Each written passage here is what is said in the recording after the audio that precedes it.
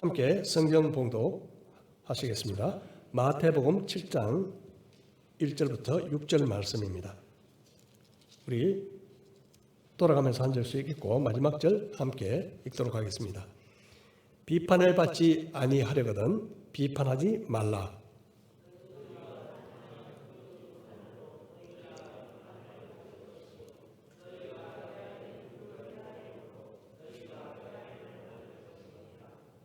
어찌하여 형제의 눈 속에 있는 티는 보고 내 눈 속에 있는 들보는 깨닫지 못하느냐.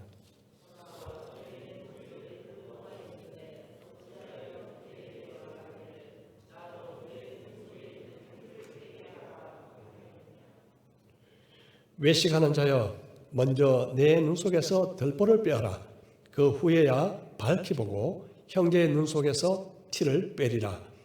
거룩한 것을 개에게 주지 말며 너희 진주를 돼지 앞에 던지지 말라.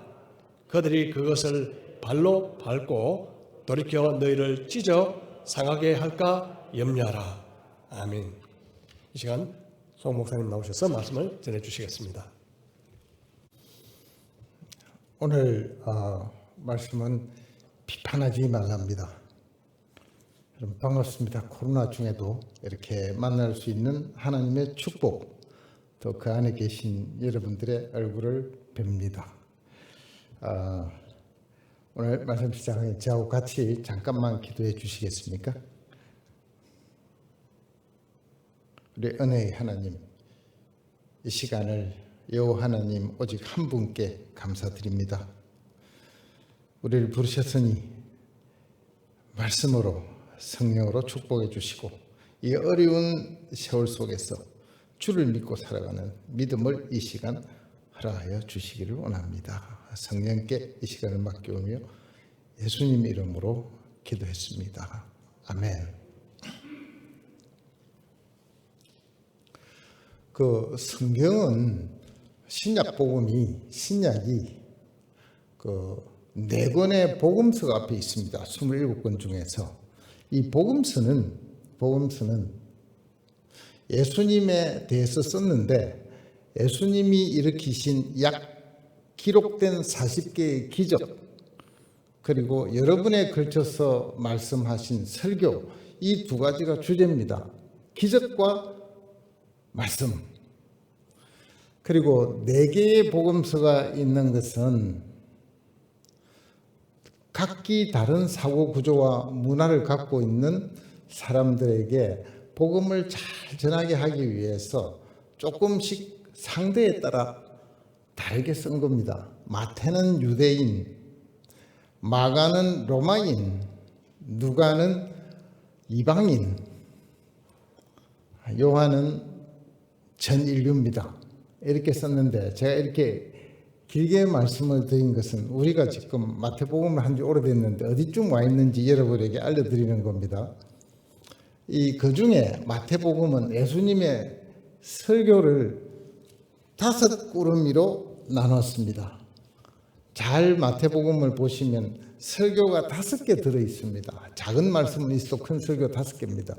그 중에 첫 번째 설교를 약간 높은 산 위에서 했다 그래서 산상 설교 혹은 산상순이라고 합니다.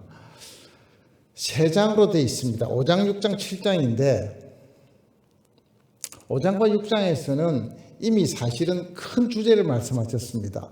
예수 믿는다는 게 예수 믿는 사람이 어떤 사람이냐? 마음이 가난하고 애통하고 온유하고 의에 줄이고 목마른 자고 이런 8가지를 설명하고 난 다음에 예수님의 디테일은 어디에가 있느냐 하면 예수 믿었으니까 끝났다가 아니고 예수 믿었으니까 이렇게 살아라가 나머지 설교 전부를 차지하고 있습니다. 자칫 나는 믿었으니까 됐다, 마음대로 지금부터 나가자 라는 사고가 들어오면 예수님 설교하고는 틀립니다. 예수님의 말씀은 믿었느냐? 이렇게 사는 거다. 그래서 5장과 6장은 큰 원리들을 말씀하셨습니다. 바리새인처럼 살지 말아라. 행동만 잘하면 다가 아니고 마음도 율법에 맞아야 된다. 살인 안 했다고 자랑하지 말라. 마음에 미움이 있는 자는 살인죄로 처단하겠다. 나 간음 안 했다고 자랑하지 말라. 마음에 음욕을 품은 자마다 간음죄로 예수님은 보시겠다. 엄격하십니다. 우리가 먹는 거 마시는 거 이 세상에 고민하고 사니까 하나님께서 먹는 거 마시는 거 입는 거 걱정하지 마라. 내가 준다. 땅에 마음을 너무 두지 말라. 하늘에 마음을 두라. 유대인들이 금식하고 기도하고 구제하니까 사람에게 보이려고 하지 마라. 하나님께 보여야 된다. 이런 굵은 영적 삶의 원리들을 5장 6장에서 다 말씀하셨어요.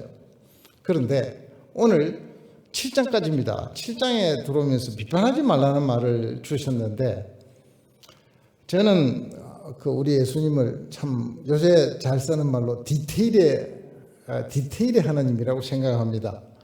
우리 삶에서 작은 걸 놓쳐버리면 큰 것이 다 무너지는 게 있습니다. 작은 거 하나를 잘못하면 아무리 잘해도 그 사람이 엉망이 되는 경우가 있습니다. 이게 오늘 비판하지 말라가 그 중에 하나입니다. 늘 비판하고 살면 망한다 하는 얘기가 이 메시지 안에 들어있습니다. 저도 큰 게 끝났기 때문에 5장과 6장을 다 말씀드려서 조금은 가볍고 편안한 마음으로 설교를 준비하다가 오늘 이 자리에 설 때까지는 이제 무거운 마음으로 사실 올라왔습니다.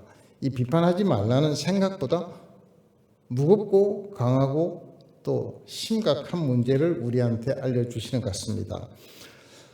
흔히 우리 삶에서 특히 젊은이들이 많이 쓰는 말 중에 말도 안 돼. 쟤 왜 저래? 이런 말 잘 씁니다. 부부 사이에서도 말을 하든 안 하든 표현을 했든 안 되든 마음 안에 우리 남편은 왜 저래? 혹시 그런 마음이라도 먹어보신 적 없는지요? 아내 이야기하면 남편도 똑같습니다. 우리 마누라 왜 저래? 말도 안 돼. 생각을 한 번도 안 하셨는지 말씀 하나도 안 하셨는지는 모르겠지만 저 친구 왜 저래는 보통 씁니다. 우리 사회가 왜 저래? 근데 오늘 뜻밖에도 비판하지 말라의 본질은 이겁니다. 다른 사람에 대해서 한 행동에 대해서 저거 왜 저래? 쟤 왜 저래 하면 무슨 말이에요? 나는 맞고 그 사람은 틀렸단 말입니다. 그렇잖아요?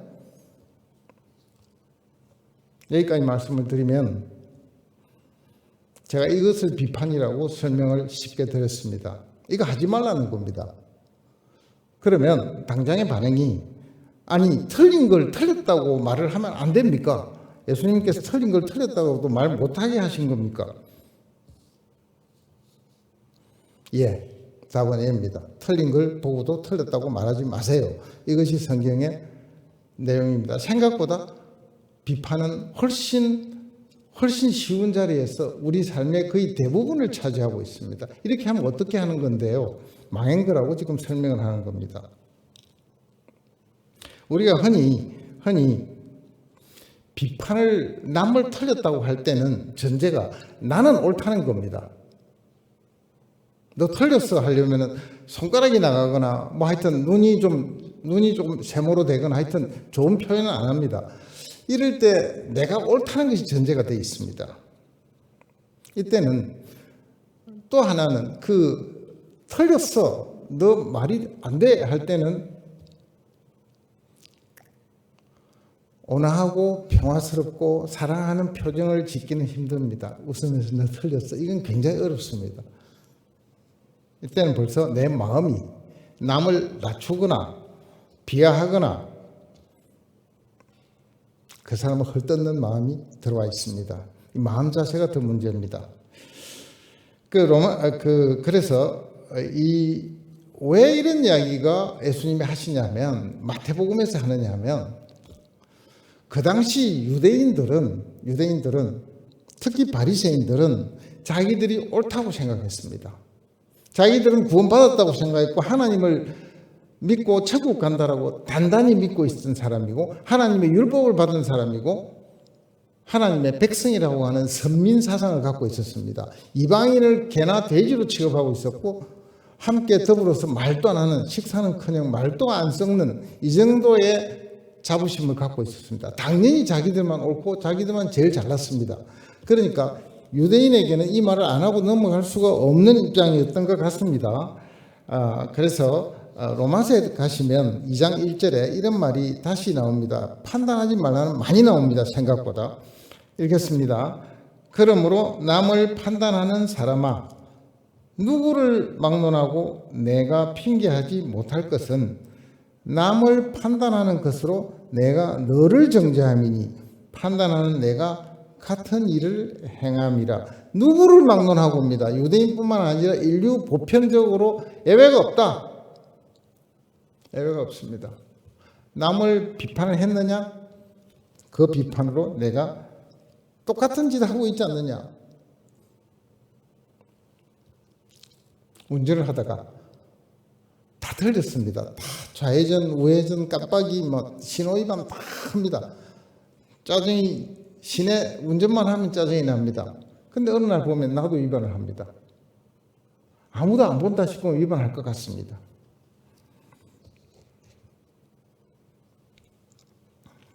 이 비판의 문제가 누구에게 있는 거냐면은 유대인 바리새인에게만 있는 게 아닙니다. 그건 2000년 전이죠. 내가 뭘 좀 안다 싶으면 남 틀린 게 눈에 보입니다. 자연스럽게. 예수 믿고 오래되셨잖아요. 교회에. 새 신자들 오면은 그런 마음이 생깁니다. 교회에 직분을 오래 맡으시면 다른 사람이 그렇게 저 사람은 일도 안 해. 이런 마음이 안 생긴다면 대단한 겁니다. 그런 면에서 야고보서에 가면 선생이 되지 마라 그럽니다. 많이 되지 마라 그럽니다. 제가 사실 무거운 마음이 들기 시작한 것은 야고보서 3장 1절 때문입니다. 선생이 되지 마라. 목사가 선생 중에 한 종류입니다. 맨날 가르쳐야 되니까. 여러분 틀렸습니다. 이게 맞습니다라는 말을 기본으로 깔고 해야 되는 거예요. 근데 그 사람은 나중에 심판이 나오겠지만 하나님이 심판을 하신대요. 목사하라 하시고서는 너 비판 많이 했잖아. 너 심판 좀 받으라고 하실 것 같아서 대단히 무거운 직분이다. 이런 생각을 가지면서 오늘 올라왔습니다. 잘났다 생각하고 자기 행위는 옳다고 생각하고 우월하다고 생각하는 데서 이 비판이 나오는 건데 우리 믿는 사람 가운데 이런 게 있습니다. 죄인입니다라고 거의 날마다 고백하는 사람도 교회 오래 다니시면 이렇게 합니다. 죄도 격이 다르다고 생각을 합니다. 최소한 교회에 계시면 살인이나 아주 극단적인 범죄는 거의 드뭅니다. 그래서 저 살인자와 내가 거짓말 정도 하는 사람하고는 하나님이 같이 취급 안 할 것이다. 무게가 다르다. 나는 도덕적으로 깨끗하다 저보다. 그래서 그 사람에 관해서 그는 우월적인 마음을 가지고 살인자를 손가락질합니다. 이것도 오늘 걸립니다. 그 모태신앙자를 제가 비하하는 건 아닙니다. 함정에 빠지기 쉬운 태생적 조건을 타고나신 분이 모태신앙입니다. 열심히 교회 봉사하시고 열심히 사시고 열심히 거룩을 쫓아갈수록 남한테 의롭다고 인정을 받고 싶은 욕망이 생기고 다른 사람과 비교해서 조금 거룩하다고 자기도 생각하고 싶어집니다. 이미 입 밖으로 안 냈을지는 모르겠지만 판단의 마음이 들어왔습니다. 하나님은 우리 중심을 보신다 그랬습니다.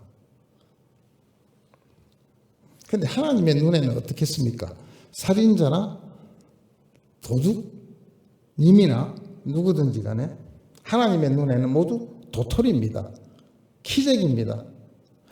99개의 의로운 행동을 하였다 하더라도 하나에 그치면 죄라고 말씀하셨습니다. 죄가 베개 하나라도 있으면 천국 들어오지 못한다고 했습니다. 도토리끼리 모여서 키를 재면 어떻게 되겠습니까? 비판을 하기 시작하면 어떻게 되겠어요? 그래서 사실은 지금부터 제가 설명을 성경대로 한번 말씀을 드려보겠습니다. 사실 오늘 6절은 이렇게 구성이 되어 있습니다. 비판하지 말라. 비판을 받지 아니하려거든. 비판하지 말랍니다. 비판하지 말아야 되는 이유 4가지를 설명을 하고 있습니다. 왜 비판을 하지 말아야 되는가? 예수님께서 하지 말랍니다. 비판은요. 쟤 왜 저래? 저런 소리 하지 말라는 거예요. 마음에 그런 마음도 품지 말라는 거예요. 잘못하고 범죄를 저지르고 규정을 위반하고 엉망진창을 저지르는 사람을 향해서 분노도 하지 말라는 겁니다.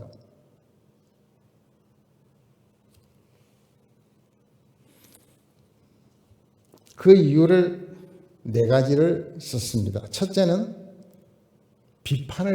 내가 비판을 받지 아니하려거든 비판하지 말랍니다. 과장법을 사용해서 우리는 비판할 자격이 없습니다. 예수님께서 뭐라고 하셨냐면 네가 비판하느냐?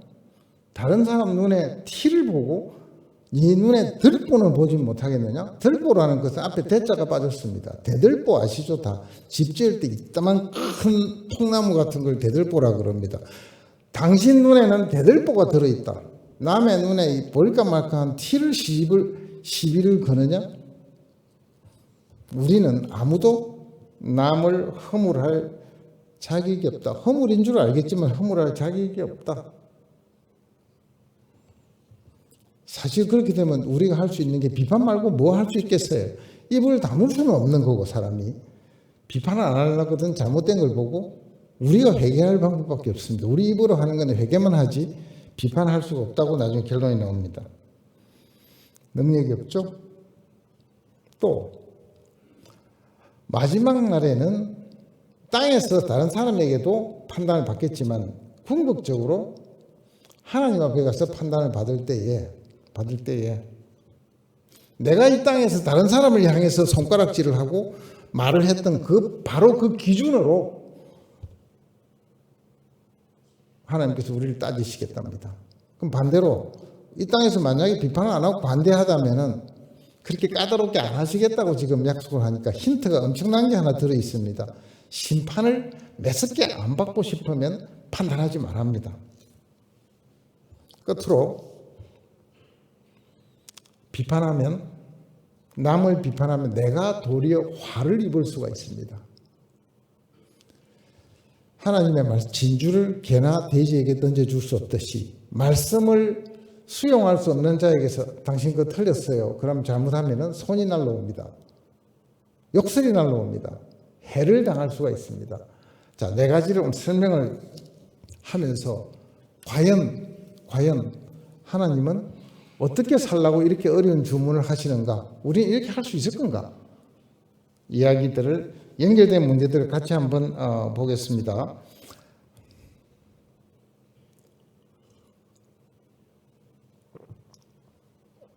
이 비판이라는 말은 그리스 말로는 크리노라는 단어입니다. 크리노. 굳이 우리 부산말로 하면 와그라노에서 온 것 같기도 하고 크리노라는 단어입니다. 이 뜻은 다양하게 쓰였습니다. 단순히 판단도 들어갑니다. 선악을 분별하는 것도 크리노라는 말이고 또 거기에서 남을 저주 심판하는 것까지 다 포함됩니다. 그러니까 저주 심판은 물론 해서는 안 되죠. 하나님만 하시죠. 판단도 분별도 하지 말라는 뜻이냐는 제가 좀 말씀을 드리겠습니다. 남을 향해서 쉽게 판단하고 그것을 말하는 것은 화를 입을 뿐만 아니라 내 눈에 들보를 못 보는 거다는 말을 제가 설명을 할 것이고요. 그런데 분별하지 말라는 뜻은 아닙니다. 성경은 곳곳에 우리에게 영도 분별해라 그랬고 그 다음에 세상사를 지혜롭게 잘 분별해내야 되는 명령을 받았습니다. 특히 믿음의 사람들은 특히 또 가르치는 사람들은 지혜의 은사가 없으면 참 곤란합니다. 분별의 영입니다. 자, 봅니다. 고린도전서 6장 2절에 몇 군데 한번 보겠습니다. 고린도전서 6장 2절에 2절과 3절입니다. 성도가 세상을 판단할 것을 너희가 알지 못하느냐? 세상도 너희에게 판단을 받겠거든. 지극히 작은 일 판단하기를 감당하지 못하겠느냐? 우리가 천사를 판단할 것을 너희가 알지 못하느냐? 그러하거든 하물며 세상 일이랴. 성도가 바보같이 앉아있는 걸 하나님은 성도라고 안 하셨습니다. 해가 뜨고 해가 지고 구름이 끼고 바람이 불면은 어떤 일기가 올 거라는 것도 분별해라 그랬어요. 세상의 악을 분별해라 그랬고 세상에 하나님의 영을 분별해라 그랬습니다. 악의 영인지 성령인지를 분별하라 그럽니다. 그 다음에요. 조금 더 보겠습니다. 로마서 12장 2절입니다. 너희는 이 세대를 본받지 말고 오직 마음을 새롭게 함으로 변화를 받아 하나님의 선하시고 기뻐하시고 온전하신 뜻이 무엇인지 분별하도록 하라. 세상 사도 분별해야 되지만 하나님의 뜻이 무엇인지도 분별을 해내야 됩니다. 뭐가 뭔지 모르고 사는 것을 성도라고 하지 않습니다. 성도는 믿었으니까 그냥 천국 간다 아무렇게나 가자 해서 절대로 아닙니다. 거기서 거리가 굉장히 멉니다. 믿었느냐? 온 힘을 다해서 세상 사도 연구하고 지혜롭게 살아라. 그리고 하나님의 뜻이 무엇인지도 분별해내라. 여기에는 우리의 노력과 열정과 헌신과 습관과 훈련이 들어가야 됩니다. 그렇지 않겠습니까? 가만히 있으면 분별 안 됩니다. 힘없이 사는 것도 아니고 성의 없이 사는 것도 아니고 맥 빠지게 사는 것도 아니고 예수 믿는 것은 생각보다 굉장히 활발한 에너지가 많이 들어가는 인생으로 바뀝니다. 그런데 예수 믿기 전하고 다른 것은 그때는 힘이 빠져서 살 수 있었지만 예수 믿고 살면 힘도 하나님이 주신다는 사실이에요.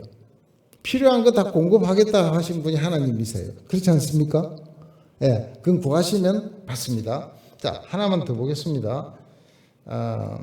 빌립보서 1장 10절. 너희로 지극히 선한 것을 분별하며 또 진실하여 허물 없이 그리스도의 날까지 이루고. 자, 단순히 이 땅에서 하나님의 뜻이 뭔지만 분별하는 게 아니고 마지막 날에 예수님 품에 안기는 그날에 이르기까지 우리가 성숙해 나가는 모든 하나님의 섭리까지도 분별해내서 이 땅에서 칭찬받고 상급받는 자로 나아가는데 부족함이 없게 분별에 힘을 다해라 이런 뜻입니다. 자, 우리가 사실 비판은 달콤합니다. 습관적입니다. 저 사람을 틀렸다 할 때 내한테 오는 쾌감이 있지 않습니까? 틀렸다 하면 내가 맞는 거니까요. 이게 붙어 있습니다. 이게 죄의 본성이에요. 나는 만족도 되고 기분도 좋아집니다. 그런데 무서운 거는 하나님의 심판이 마지막으로 기다리고 있습니다. 이 땅에서 달콤하고 좀 있으면 쓰디쓴 하나님의 벌과 심판이 기다린다라고 오늘 말에는 들어 있습니다. 자, 여기 시편을 하나 보겠습니다. 시편을요. 하나님이 하신 말씀입니다. 시편 101편 5절에 이런 말을 합니다. 자기의 이웃을 은근히 헐뜯는 자를 내가 멸할 것이요 눈이 높고 마음이 교만한지를 내가 용납하지 아니하리로다. 자, 은근히 대놓고 안 하고 은근히 헐뜯어도 그냥 야단이 아니라 멸하시겠답니다. 대단히 엄격하십니다. 그 다음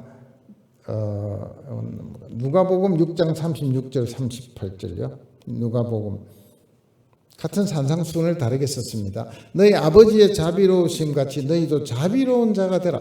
남을 판단 안 하고 넘어가려면 부드러워져야 됩니다. 용납이 있어야 됩니다. 비판하지 말라. 그리하면 너희가 비판을 받지 않을 것이요. 정죄하지 말라. 그리하면 너희가 정죄를 받지 아니할 것이요. 용서하라. 그래야면 너희가 용서를 받을 것이요. 자, 요 구절까지 잠깐 보면요. 비판당할 만한 일을 사람이 했습니다. 정죄당할 만한 일을 사람이 했습니다. 용서받아야 될 만한 일을 사람이 하고 있어요. 마음에 안 드는 짓을 한 사람을 대해서 봐주는 거예요. 이 30절 줄이면 좀 봐주랍니다. 우리 잘 봐주고 계시는지는 모르겠어요. 38절요. 주라. 그리하면 너희에게 줄 것이니 곧 후이되어 누르고 흔들어 넘치도록 하여 너희에게 안겨주리라. 너희가 헤아리는 그 헤아림으로 너희도 헤아림을 도로 받을 것이니라. 남에게 한 대로 자비롭게 하면 너가 자비롭게 내한테 대접을 받을 것이요. 용서하면 나도 용서할 것이요. 비판 안 하면 나도 비판 안 하겠답니다. 우리가 잘못하고 떨 게 아니라 남을 비판 안 하는 것은 굉장히 중요한 일로 성경은 이야기를 하고 있습니다. 직접적으로 이야기한 걸 한번 봅니다. 야고보서 4장 11절입니다. 형제들아 서로 비방하지 말라. 형제를 비방하는 자나 형제를 판단하는 자는 곧 율법을 비방하고 율법을 판단하는 것이라. 내가 만일 율법을 판단하면 율법의 준행자가 아니요 재판관이라. 네가 형제를 판단하면 네가 하나님이다 이런 뜻입니다. 율법의 주인은 하나님이시니까 판단은 재판관만 한다. 네가 하느냐? 무섭죠, 사실은요. 무서운 말입니다. 또 봅니다. 마태복음 우리가 지나간 데입니다. 5장 22절에 이렇게 했습니다. 좀 더 겁난 이야기입니다. 나는 너희에게 이르노니 형제에게 노하는 자마다 심판을 받게 되고 형제를 대하여 라가라 하는 자는 공회에 잡혀가게 되고 미련한 놈이라 하는 자는 지옥불에 들어가게 되리라. 형벌이 엄청납니다. 분노해도 심판을 받는답니다. 결국은 우리가 겉으로 드러내는 말만 문제가 아니라 오늘 예수님께서 문제 삼으시는 것은 우리 마음의 상태입니다. 상대방을 사랑하고 인도해주고 껴안아주고 용서해 주려는 마음 대신에 너 틀렸잖아 하고 눈을 이렇게 이상하게 뜨는 순간 하나님 안 좋아하시는 거예요. 이거 아시겠습니까?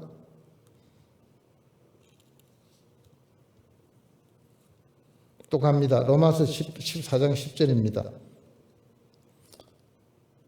내가 어찌하여 내 형제를 비판하느냐? 어찌하여 내 형제를 업신여기느냐? 우리가 다 하나님의 심판대 앞에 서리라. 결국은 하나님께서 우리를 그 눈으로 보시겠다는 겁니다. 무섭죠? 이제 조금 부드러운 말로 하면서 넘어가겠습니다.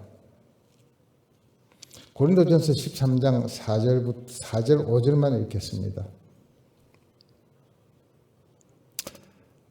왜 이 구절을 읽는지 잠깐 생각해 보세요. 사랑은 오래 참고 사랑은 온유하며 시기하지 아니하며 사랑은 자랑하지 아니하며 교만하지 아니하며 무례히 행치 아니하며 자기의 유익을 구하지 아니하며 성내지 아니하며 악한 것을 생각지 아니하며 6절 7절에 있습니다. 13가지 사랑의 특성을 이야기해 뒀습니다. 그 사람을 사랑하면 오래 참아야 되는데 비판을 하면 불같이 나가지 않습니까? 사랑하고 비판은 반대입니다. 사랑하는 이상은 비판이 어렵습니다. 오래 참고 온유해야 됩니다. 비판을 온유하게 하기 굉장히 힘듭니다. 시기를 안 해야 됩니다. 남이 사기치고 엉망으로 나쁜 짓을 해서 돈을 벌고 출세를 하면은 좋은 말 우리 아무도 안 합니다. 저 사람 저래서 한 거야. 안 그렇습니까?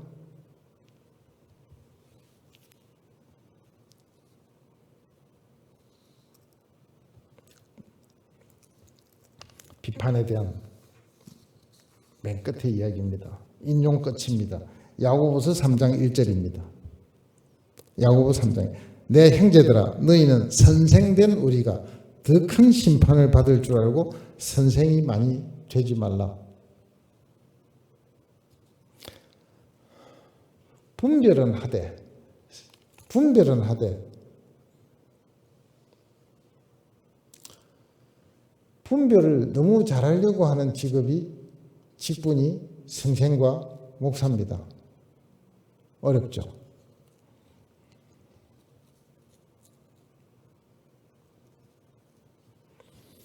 이것이 비판하지 말라는 이유입니다. 충분히 비판하지 말라는 이유는 제가 설명을 드린 것 같습니다. 그런데 이 비판을 하면 우리가 너 거짓말했어, 너 깜빡이 안 켰어, 너 어제 결석했어,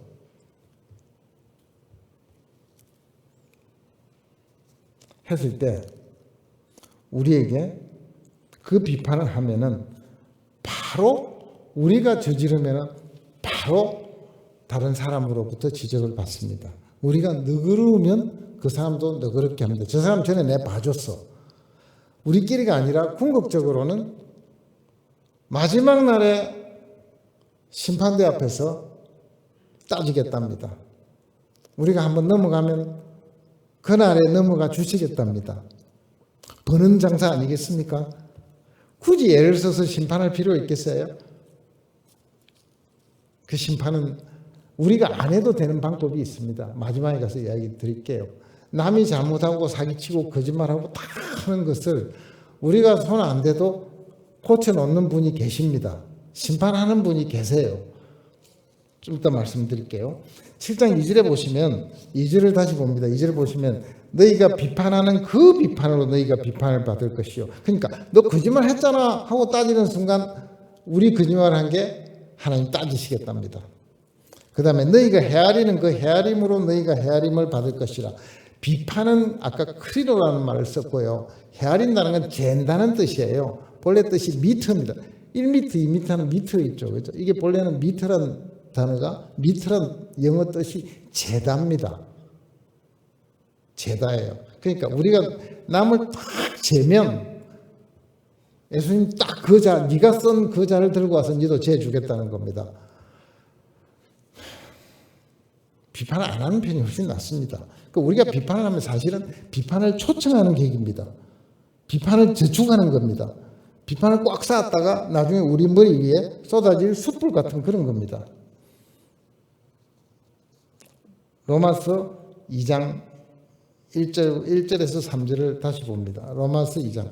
그러므로 남을 판단하는 사람은 누구를 막론하고 내가 핑계치 못할 것은 남을 판단하는 것으로 내가 너를 정죄함이니 판단하는 내가 같은 일을 행함이니라. 같은 일을 안 행한다고 말할 수가 없다는 겁니다. 우리 다 죄 짓고 삽니다. 예수님 갈 때까지 죄 짓습니다. 이런 일을 행하는 자에게 하나님의 심판이 진리대로 되는 줄 우리가 아노라. 3절요. 이런 일을 행하는 자를 판단하고도 같은 일을 행하는 사람아 내가 하나님의 심판을 피할 줄로 생각하느냐. 성경은 생각보다 격렬합니다. 예수님도 격렬하고 로마서를 쓴 사도 바울도 비판, 심판에 대해서는 격렬합니다. 강한 톤으로 이야기합니다. 네가 심판을 피할 줄로 생각하느냐? 강한 톤입니다. 이 반문으로 하는 것은 강조법 중에 하나입니다. 이걸 모른다면 가로 안에 뭐예요? 어리석다. 어리석다. 성경 그런 말 안 쓰지만 하여튼 이런 지금 경고하는 것을 알아듣지 못하겠다면 괄호 안에 당신은 어리석은 사람이요 하는 것이 깔려 있습니다. 강합니다. 자, 이렇게 돌아올 수 있는 비판에 대해서 비판하지 말아라고 하는 또 다른 이유, 세 번째 이유가 뭐냐면 비판에 자격이 없는 겁니다. 비판에 자격이 없는 거예요. 3절과 4절 보시면요. 이렇게 설명을 쉽게 해놨습니다. 어찌하여 형제의 눈 속에 있는 티는 보고 내 눈 속에 있는 들보는 깨닫지 못하느냐. 보라, 내 눈 속에 있는 들보가 있는데 어찌하여 형제에게 말하기를 나로 내 눈 속에 있는 티를 빼라 하겠느냐. 물론 이건 티와 들보는 차이가 납니다. 들보랑 어마어마한 거고 티는 티글입니다. 자, 상대방이 이 비유가 좀 애매합니다만은 남이 조금 잘못했고 네가 더 큰 잘못한 사람은 조금 잘못한 사람을 야단치면 안 된다는 뜻으로도 되겠지만 조금 이 안에는 색다른 게 들어 있습니다. 눈에 들보가 있으면 하나도 안 보입니다. 남의 눈에 티가 있는지 안 보입니다. 눈에 티만 들어가도 거의 눈을 못 뜰 정도로 아픈 티가 있습니다. 둘 다 못 보기는 마찬가지인데 잘 못 봅니다. 서로 잘 보지도 못하면서 좀 더 죄인, 좀 더 덜 죄인들끼리 손가락이 오고 가는 거예요. 그러니까 알지도 못하고 보지도 못한 채 하나님 앞에서는 다 죄인으로 심판받아야 될 죄인들끼리 아까 말씀드린 도토리들끼리 지금 싸우는 겁니다. 네가 잘못된 거야. 하지 말아요. 자격이 없다. 자격이 없다는 겁니다. 인간은 도무지 비판 자격이 없습니다. 회개 자격만 있습니다. 죽을 때까지, 예수님 앞에 딱 설 때까지 이 땅에서 우리는 회개거리가 있을지언정 남을 비판할 만한 자격이 생길 시간은 없다라고 생각을 합니다. 죄를 하루도 안 지어야 되는데 그날 저녁에 하루도 안 짓고 잠깐 이야기하실 수 있을지는 모르겠습니다. 어쩌면 남을 비판할 때 이럴 수는 있어요. 아무리 생각해도 내가 죄가 적은 사람이 많은 사람한테 할 말 좀 하겠다 하시면 말할 수가 있습니다. 그 예를 하나 보여드릴게요. 자격이 없는 자는 비판하면 안 됩니다. 우리는 돌아가실 때까지, 예수님 앞에 가실 때까지 자격을 획득하는 것은 거의 어렵다고 봅니다. 요한복음 8장 11절 사건입니다. 그 유명한 죄 없는 자는 돌을 던져랍니다. 현장에서 간음한 여인을 유대인들이 잡아왔습니다. 예수님을 시험하려고 잡아왔습니다. 돌로 칠까요? 어떡할까요? 물었습니다. 예수님 결론은 죄 없는 자가 돌을 치라 그랬습니다. 그러니까 나이 많은 자부터 어린아이까지 다 그 자리를 떠났습니다. 죄 없는 자 나와라 하니까 하나도 안 남았습니다. 그 자리에 잡혀온 여인만 남았고 예수님과 이렇게 남았고 나머지 싹 다 갔습니다. 좀 전에 드린 말씀의 내용입니다. 그래도 한번 읽어봅시다. 성경은 아주 의미심장하게 써놨습니다. 요한복음 8장 1절부터 11절까지를 빠른 속도로 제가 읽겠습니다. 예수는 감람산으로 가시니라. 아침에 다시 성전으로 들어오시니 백성이 다 나오는지라 앉아서 그들을 가르치시더니 서기관들과 바리새인들이 음행 중에 잡힌 여자를 끌고 와서 가운데 세우고 예수께서 말하되 선생이여 이 여자가 간음하다가 현장에서 잡혔나이다. 5절요. 모세는 율법에 이런 여자를 돌로 치라 명하였거니와 성경은 어떻게 말하겠나이까. 그들이 이렇게 말하면 고발할 조건을 얻고자 예수를 시험함이러라. 이게 고발할 조건은 뭐냐면 유대법에 의하면은 간음한 자는 돌로 치게 돼 있습니다. 로마법에는 이런 게 없습니다. 요새 우리나라 법하고 비슷합니다. 간통이 죄가 안 됩니다. 그래서 돌로 치라 그러면 예수를 로마법 위반으로 고소를 하려고 그러고 그냥 놔두라 그러면은 유대법을 위반하는 게 되잖아요. 그 예수를 시험하여 공경에 빠뜨리려고 바리새인들이 지금 찾아온 겁니다. 예수께서 첫 행동 몸을 굽히사 손가락으로 땅에 쓰시니 7절 그들이 묻기를 맞이 아니하는지라 이에 일어나 이르시되 너희 중에 죄 없는 자가 먼저 돌로 치라 하시고 이 장면입니다.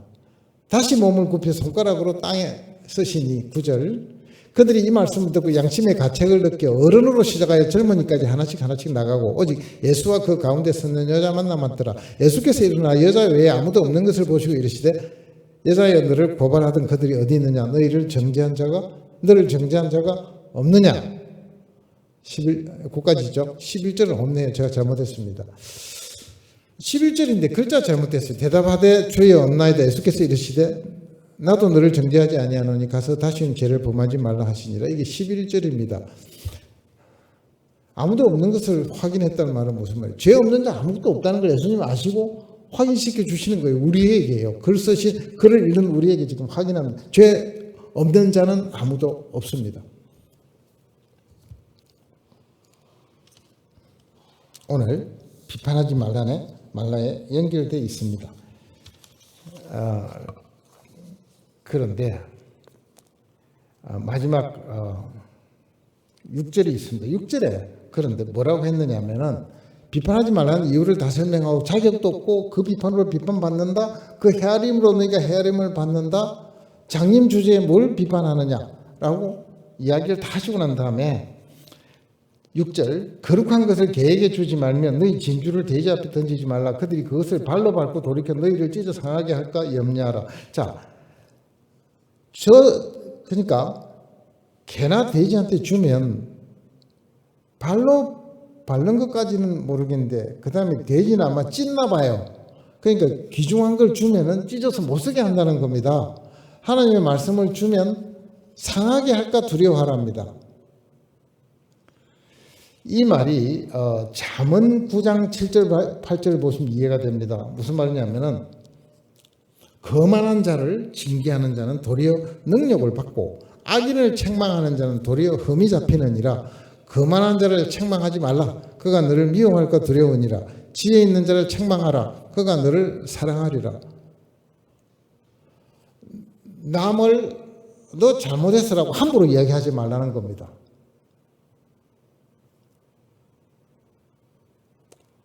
말하는 분이 상할 수 있습니다. 왜냐하면 그 사람은 하나님의 말씀을 받아들일 자리가 없습니다. 다 기분 나쁘잖아요. 잘못했다 그러면. 안 그럴까요? 당신 잘못했어 그러면 다 기분 나쁩니다. 우리가 상할까 싶어 걱정하십니다. 자, 여기서 좀 헝클어진 문제들 정리하고 제가 결론을 도대체 어떻게 살란 말인지를 잠깐 정리를 하겠습니다. 그럼 비판 하나도 안 하고 입도 다물고 어떻게 삽니까에 제가 답을 할 거고, 아무래도 말을 좀 해야 되겠고, 애한테도 말을 해야 되겠고, 남편이 더 나가면 안 되니까 남편은 꼭 붙들어서 이야기를 좀 해야 쓰겠고 하는 이런 현실적인 문제가 다가왔을 때 지금까지 한 이야기들을 종합해서 그럼 도대체 이 문제를 어떻게 해결하고 우리는 좀 그래도 기도만 하고 살 수 없는 거 아니냐, 이런 질문을 제가 대답을 하겠습니다.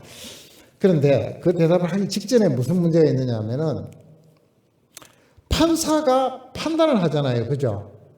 판사를 기독교인이 할 수 있느냐 하는 문제가 바로 생깁니다. 대통령을 기독교인이 하면은 여러 사람을 벌하고 이러는데 할 수 있겠는가 하는 문제를 잠깐 대답하고요. 그 다음에 구약에 가면은 하나님께 기도하는 게 저주하는 시가 꽤 여러 개 있습니다. 아예 자손 대대로 굶어 죽게 하소서, 이런 기도도 나옵니다. 이거는 오늘 예수님 말씀하고 완전히 반대잖아요. 잠깐만 설명하고 가겠습니다.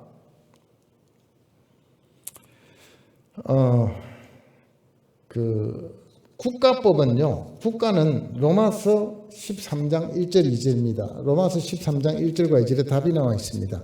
각 사람은 위에 있는 권세들에게 복종하라. 권세는 하나님으로부터 나지 않음이 없나니 모든 권세는 다 하나님께서 정하신 바라.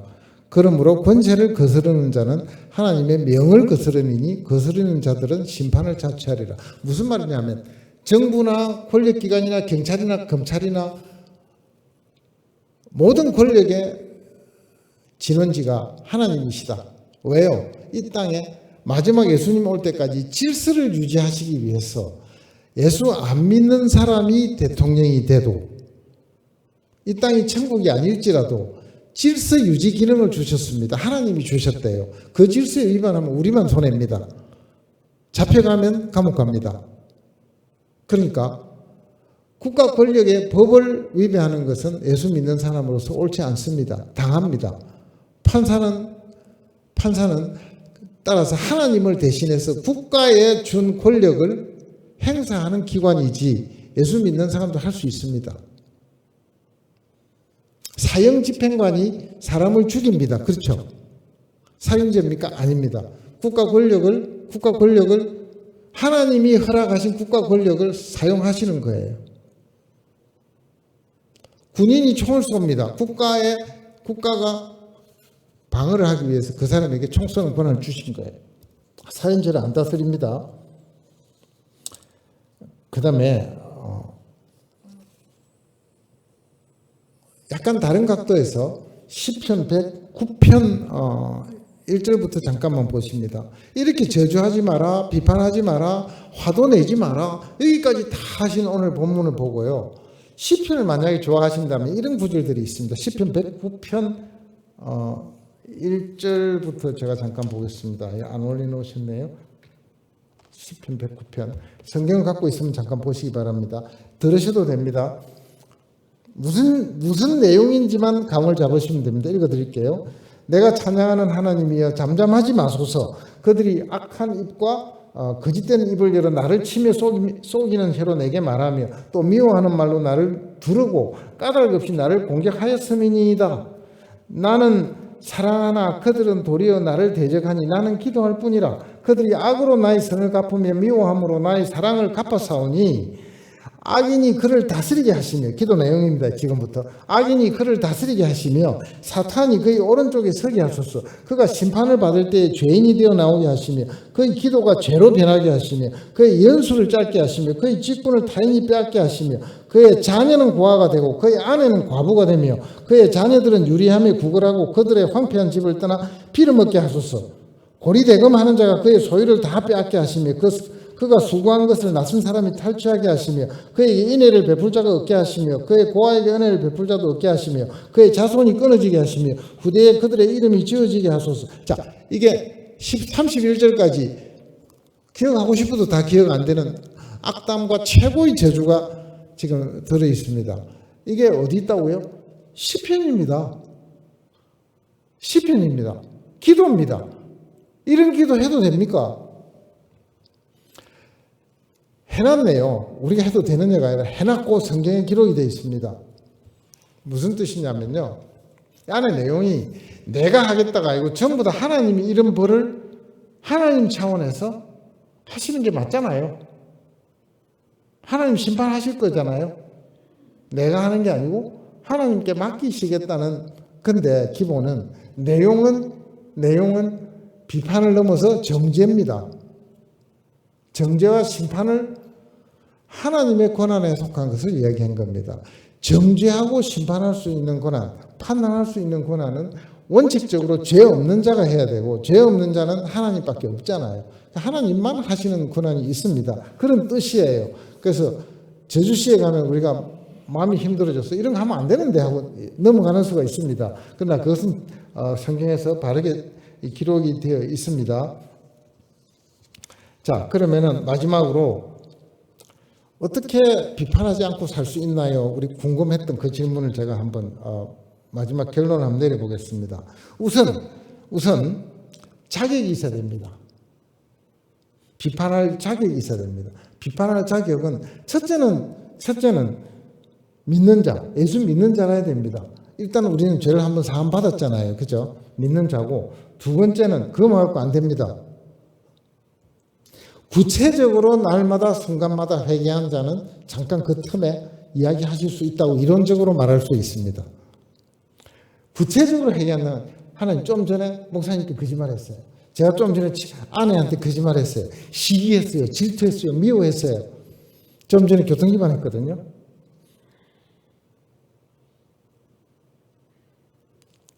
자격입니다. 방법은 아까 말씀드린 사랑으로 하셔야 됩니다. 사랑으로 하시는데 온유로 하셔야 됩니다. 온유로 한다는 것은 이런 뜻입니다. 이런 케이스 실제로 있습니다. 특히 교회 안에 누구에게인가 말을 해야 됩니다. 형제를 세워주고 도와줘야 되는데 모르고 범죄를 저지르면 도와줘야 됩니다. 갈라디아서 6장 1절입니다. 갈라디아서 6장 1절 잠깐 펴주세요. 예, 형제들아, 사람이 만일 무슨 범죄한 일이 드러나거든 신령한 너희는, 신령하다는 말은 좀 전에 제가 말한 자격이 있는 자입니다. 이 신령하다는 게 막 기적을 일으키는 신령이 아니고 예수 믿고 그 삶을 따라가고 있는 자가 다 신령한 자라고 합니다. 죄가 하나도 없는 자를 꼭 일컬을 수는 없습니다. 신령한 너희는 온유한 심령으로, 온유는요 성령의 열매 중에 하나입니다. 그렇잖아요. 8번째 열매입니다. 사랑과 희락과 화평과 오래 참고 자비하고 양선에다가 충성과 온유와 절제인데, 사랑의 8번째 특징이 성령의 열매가 온유입니다. 온유함으로, 온유한 심령으로 그러한 자를 바로잡고 너 자신을 바로잡아서 끝나는 게 아니고, 남에게 벌써 그런 말을 하면 마음이 거칠어지거나 반응을 받거나 잘못하면 화가 나거나 힘든 코스입니다. 위험한 행동입니다. 남을 바로잡는 것은. 그 다음에 너 자신을 살펴보아 너도 시험을 받을까 두려워하라. 이렇게 겁난 절차가 들어와 있습니다. 할 수 있습니다. 시도하세요. 허락은 돼 있습니다. 그런데요, 실제로 남을 이야기를 해주려면 신중해야 됩니다. 자기에게 먼저 그 죄를 손가락질 해보고 내 죄도 먼저 살피고, 그런 뜻입니다. 자문에 보면 이런 말씀이 있습니다. 내가 내 마음을 정하게 하였다. 내 죄를 깨끗하게 하였다 할 자가 누구뇨? 우리가 깨끗하게 했다 하더라도 우리 마음은 죄성으로 본질적으로 피 안에 세포 안에 죄는 예수님 천국 들어갈 때까지 있습니다. 안 없어집니다. 뭐라고요? 내가 내 마음을 정하게 하였다, 내 죄를 깨끗하게 하였다 할 자가 누구냐? 나와봐라고 그럽니다. 시편에서. 없습니다. 분별은 항상 하시기 바랍니다. 정죄할까 두려워서 분별 안 하시면 안 됩니다. 저건 옳은 거야, 저건 그런 거야, 난 저렇게 하면 안 돼. 항상 생각하세요. 그래서 내 가운데 기도하고 사랑의 마음이 생기기 전까지는 모험을 안 하시는 게 좋겠다라고 제가 말씀을 드리겠습니다. 그래서 내 마음에 긍휼이 있는지 사랑이 있는지 꼭 살피고 하셔야 되고, 많이 한다 하더라도 이 생각을 가지셔야 됩니다. 내가 죄가 없기 때문에 말을 하는 게 아니라 내가 티에 해당하는 죄다. 저 사람은 아무리 봐도 들보다, 하나님 조금 죄송하지만 내 사랑하는 아내에게 저 들보는 좀 제거해야 되겠으니까 이야기해도 되겠죠. 남편에게도 그렇게 하세요. 그 다음에 어떻게 해도 이 땅에서 해결 안 됩니다. 안 되는 문제를 제가 말씀을 드렸습니다. 남이 잘못했습니다. 고쳐줘야 되겠습니다. 교회 사랑하는 형제 자매입니다. 고쳐드려야 되겠습니다. 그분이 모르고 계신 것 같아요. 근데 그냥 말하는 것은 우리가 먼저 손해를 봅니다. 왜요? 비판한 게 되니까요. 안 그렇겠어요? 그건 참으시고 판단 여러분에게 맡겨드리겠습니다. 로마서 12장 14절부터 잠깐 읽고 이 구절 안에 답이 들어있습니다. 실천하기는 어렵습니다. 그러나 생각하시고 기도하시라고 제가 끝으로 말씀을 드리겠습니다. 너희를 박해하는 자를 축복하라. 축복하고 저주하지 말라. 즐거워하는 자들과 함께 즐거워하고 우는 자들과 함께 울라. 서로 마음을 같이 하며 높은 데 마음을 두지 말고 도리어 낮은 데 처하며 스스로 지혜 있는 채 하지 말라. 아무에게도 악을 악으로 갚지 말고 모든 사람 앞에서 선한 일을 도모하라. 할 수 있거든 너희로서는 모든 사람과 더불어 화목하라. 이게 말씀드리려고 하는 내용입니다. 19절 내 사랑하는 자들아 너희가 친히 원수를 갚지 말고 하나님의 진노하심에 맡기라. 기록되었으되 원수 갚는 것이 내게 있으니 내가 갚으리라고 주께서 말씀하시니라. 내 원수가 줄이거든 먹이고 목마르거든 마시우게 하라. 그리함으로 내가 숯불을 그 머리에 쌓아놓으리라. 악에게 지지 말고 선으로 악을 이기라. 참 어렵습니다. 악을 우리가 쳐다보는데 특히 가까운 사람이 아는 사람이 교회 안에 악을 저지르는데 그 악을 악이라고 고쳐주는 게 아니고 그 악을 내가 선으로 사랑으로 온유로 긍휼로 대할 수 있다는 것은 하나님의 법칙이긴 법칙인데 자연스럽게 되는 건 아닙니다. 서로 격려하고 기도해주고 서로 이야기해서 이 문제를 풀어가야 된다라고 성경은 말씀하고 계십니다. 우리를 위해서 각자를 위해서 내 아내와 내 남편을 위해서 내 아들과 내 딸을 위해서 지금 비판하지 말라를 가지고 잠깐 각자 기도하시고 제가 맺겠습니다. 기도하시겠습니다.